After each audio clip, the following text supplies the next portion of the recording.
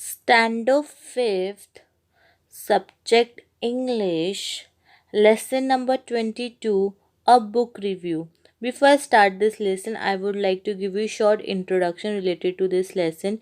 In the first part of this lesson, we have studied that the story revolves around George, whose parents are environmentalists and are convinced that modern inventions of science and technology is damaging the earth and they want to save earth. George thinks otherwise. He befriends his new neighbors Annie and her father. Annie's father is a scientist who has built an intelligent computer named Cosmo. So he is trying to tell us that science and technology has its disadvantages but has a lots of advantage too. So this was the short introduction related to this lesson. I'm going to continue the second part of this lesson. Here you can see the subparagraph of the lesson. Here I start. So happens that only George can do something to overcome the wicked. Now, what is mean by wicked? Wicked means evil or morally wrong. So here the George can do something that is going wrong. Plans of the nasty scientist. Now, what is mean by nasty? Very bad or unpleasant. So the old scientist was going to plan something very wrong, and the George was only one who can stop to this old scientist. If you want to know what adventures he undertakes, and if you want to know how he has taken the adventurers to stop this old scientist, and what strategy he has to use to stop, and what the strategy, what is the plan to use to this old scientist to stop the plan, the power hunger scientist, you have to read the novel George's Secret Key to the Universe. And to know about the story, you have to read the novel book that is the George's Secret Key to the Universe. So you will understand the how the George has talked to this old scientist, how he has failed the plan of the scientist. Let's move to the next paragraph of the lesson.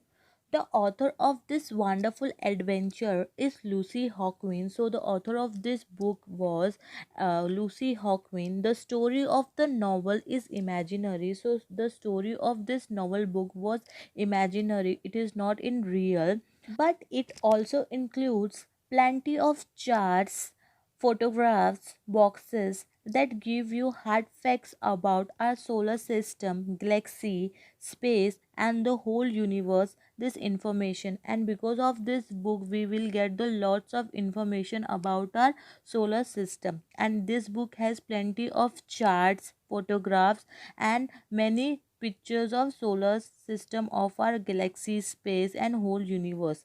Let's move to the next paragraph of the lesson. Has been presented in a very simple, easy to understand manner by none other than the Stephen Hawking. So this information was presented in a such a simple way that it can be understood very easily, and this information was given by none other than the Stephen Hawking, who is said to be one of the greatest scientists, who is known as one of the greatest scientists in our time. So that time it was the greatest scientist whose name was Stephen Hawking.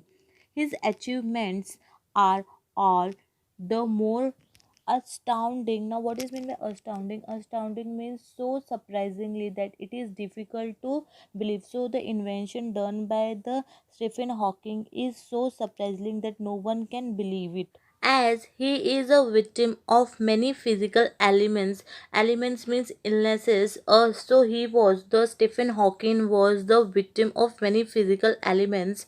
He has to use a wheelchair to move about and uses to computerized voice system in order to speak. So he has invention a wheelchair which was moving around and which was based on the computerized voice system in order to speak. The story of Stephen Hawking's triumphs. Now, what is meant by triumphs? Triumphs means a great victory or the achievement. So, this was the story of the great Stephen Hawking, and over his physical disabilities. It's itself an inspiring and adventure. Because of it, it has inspired to so many people about his physical disability. Is itself was an inspiring adventure. Let's move to the next sub paragraph of the lesson. It is not true that excessive. Now, what is mean by excessive? Excessive means more than is necessary, normal, or desirable. So, yeah, it is not necessary that it is true of use of science and technology can give rise to a certain problem. By using the science technology, it always create the problem. It is not true, but turning away from the technology is not the solution. But here it says that by running away from the technology, not use the technology is not the solution. As in this book, George Perrin was not using any technology because they think using science technology can harm the earth. So this is absolutely wrong. So here in this book it has given the message, the running from the technology is not the solution. That is why the Hawking has given an important message in this book. Because of this misunderstanding, the Hawking has given the important message in this book. More research, more studies. So he says that more research we can do, we can get more study, we can get more information about it. And a commitment means the state or the quality to being delicate to a cause of activities. So it is has the commitment to use them not for the selfish gains but for the welfare means you can save the health and the happiness for an individual or group of people of the entire living world. So according to the message of Hawking, the technology is made to the welfare of human use, which come useful to the every people. And the science technology help not for the own selfishness gain, only think about yourself. It is the welfare to the entire living world. So the science technology is useful to the entire living world. So dear children, hope you all understood the second part of this lesson. Thank you.